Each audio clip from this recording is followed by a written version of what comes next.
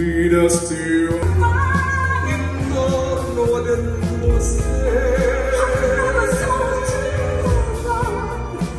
let us be your prayer. Let us be your prayer. Just like every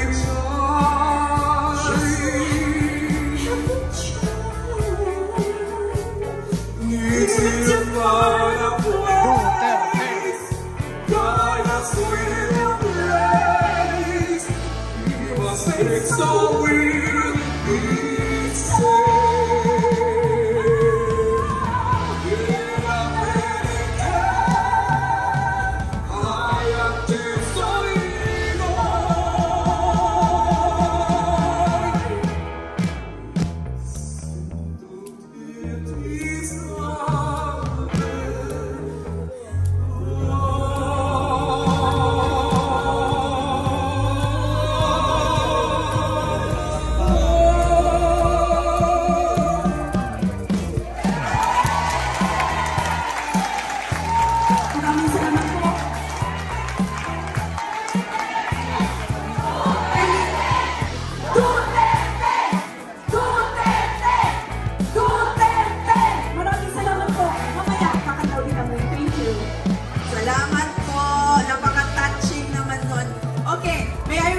Everyone, di ba napag-usapan natin kanina, gagandahan at feel natin ang pambansang awit ng Pilipinas. So may I request everyone, ibaba ko muna natin yung mga cellphone natin para feel natin ang pagkanta. At bago ko makalimutan na hindi po ako nangangampanya pala at hindi po ako nasa rally ngayong gabing ito. Tinawag lang po ako para umpisahan, pasinayaan ang ating pagsasama-sama sa gabing ito. Welcome po mga kababayan, mga kapatid na Pilipino, Pilipinas, Duterte pa rin! Duterte pa rin! Duterte pa rin! Duterte pa rin! Duterte pa rin! Duterte pa rin! Mag-enjoy tayo sa gabing ito habang sinusunod natin ang programa ng ating dalawang MC. Maraming salamat po. Thank you, sir! Palakpakan natin ulit si Sir Merwin!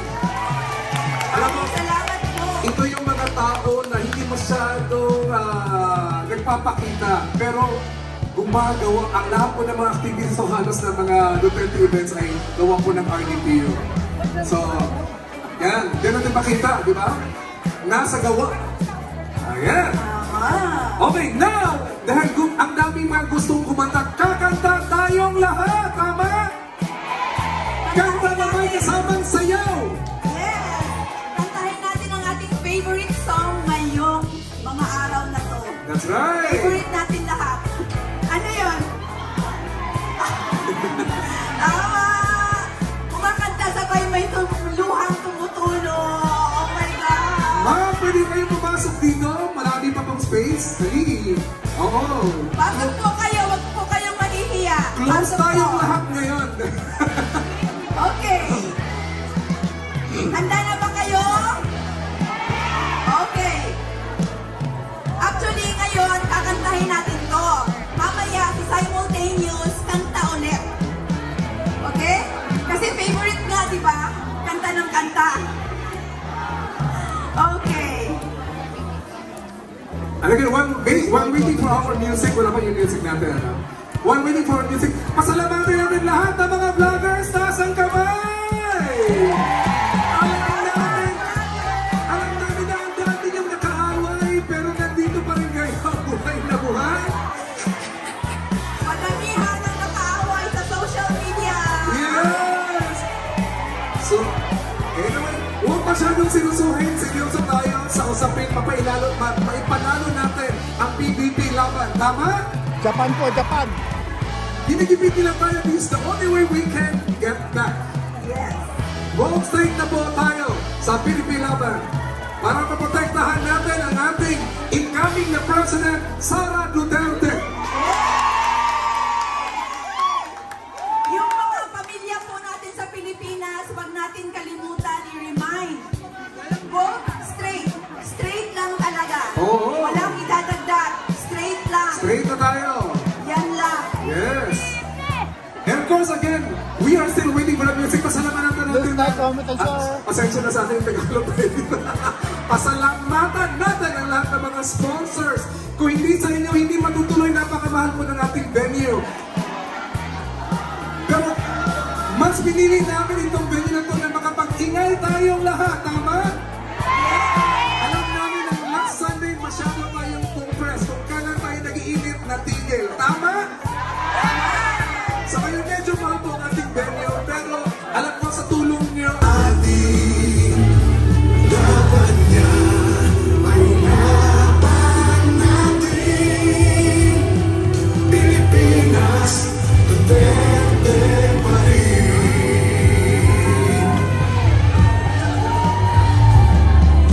Inang bayang minamahal, lagi kang ipagdarasal na muli kitang makita. Pilipinas, bagong may pag-asa pa. Pilipinas, Duterte pa rin ang tunay na nagmamahal sa atin. Laban niya ay laban natin. Pilipinas, Duterte pa rin.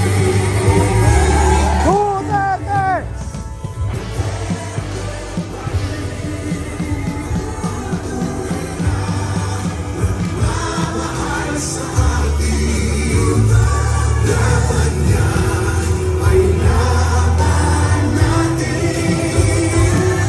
Pilipinas, Duterte pa rin. Pilipinas, Duterte pa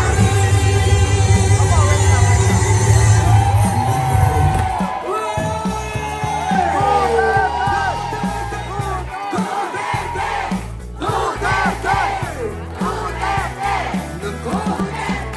Ang dami ko nakita mo umiyak! Kung mangolekta ako, madami akong pera. But anyway, damdam namin ang inyong mga hinanaing at syempre alam naman natin dito, comfortable na tayo dito sa Japan, tama? But we always think of the comfort of our family back home in the Philippines. Yun naman ang ating nasa isip, di ba? And syempre nandito po ang ating next na speaker all the way from the Philippines, pero ako siyang pinapadalang video. Siya po ay isa sa ating senatoriables under the PDP Laban. At syempre nandito po, may pinapadala siyang video, but nandito po ang kanyang representative. Sir, baka pwede ka namin makita. Nandito po si Attorney Paulo Carlo Lim. Sir, pwede mo Ayan!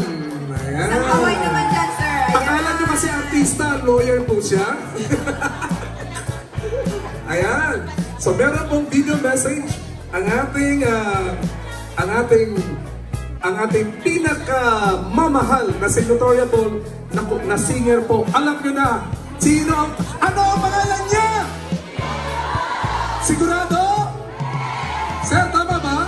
Tama! Siyempre, alam ko yun, di ba? Oo. Ayan, nagsimula, ay, mahulog ako! Di ba na? Lihok-lihok lagi. Lihokan eh. Ikaw, sa mga lihokan kayo ka. Ma'am, nihila ka ganihan, ma'am ba?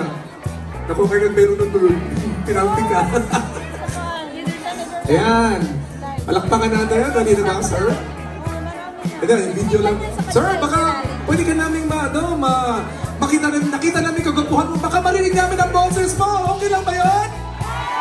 Ang palakpakan natin ng malakas. Ayan.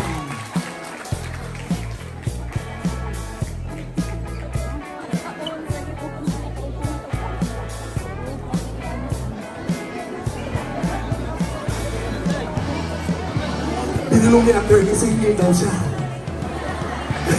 Nagdisiplina at nagtanggol. At ngayon po, sana sa pamamagitan ng aming pinagsamang boses, kayo naman po ang aming may pagtanggol. Kailangan po marinig ng buong daigdig ang aming pagtutol sa ginawa ng iilang tao at sa pagsanla ng ating kasarian. Ngunit hindi po kami nababahala. Tapos na po kami lumuha. At ngayon po, kaming lahat ay nakahanap na ng tapang at ng lakas upang ibalik si Tatay Digong sa kanyang bansang simbahan.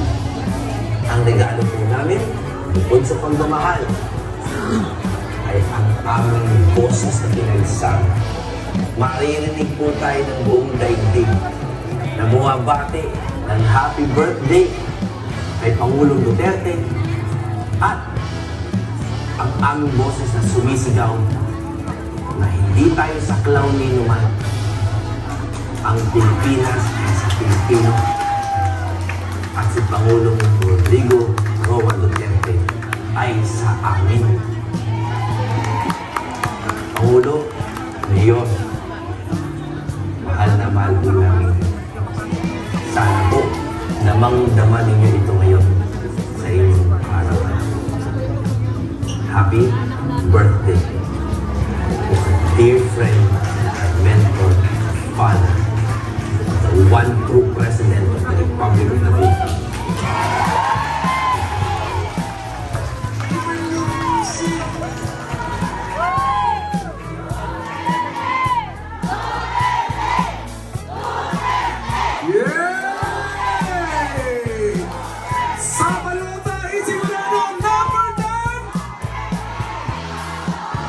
Attorney Jimmy Bondo po. Tandaan natin, ano po ang number? At sino po ang ating candidate na number 53? Oh! At sino po ang number 22? Sino? Ah, meron pa pala. Meron pa ba? Ayan.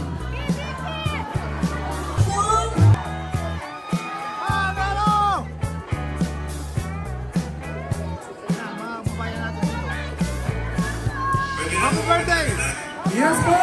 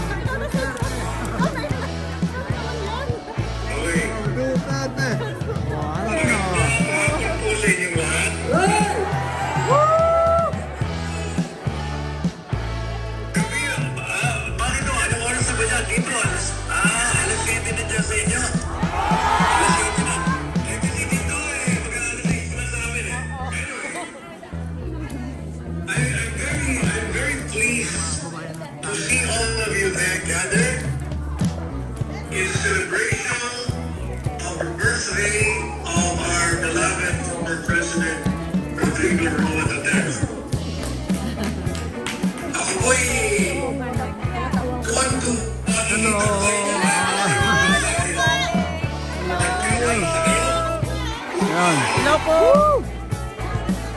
Ang mga mabayan natin.